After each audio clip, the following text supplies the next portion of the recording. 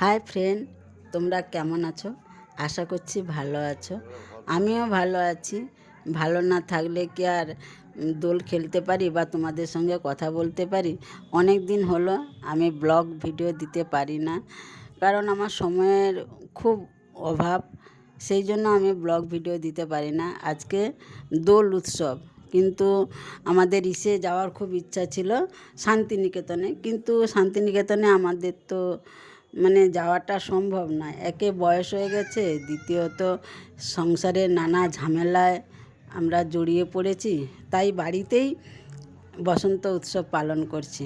তোমরা নিশ্চয়ই শান্তিনিকেতনে কেউ কেউ গেছো বা কোথাও কোথাও ঘুরতে গেছো। আমাদের তো আর সেরকম পরিস্থিতি হয়নি, তাই আমরা যেতে পারিনি। বাড়িতেই বসন্ত উৎসব পালন করছি।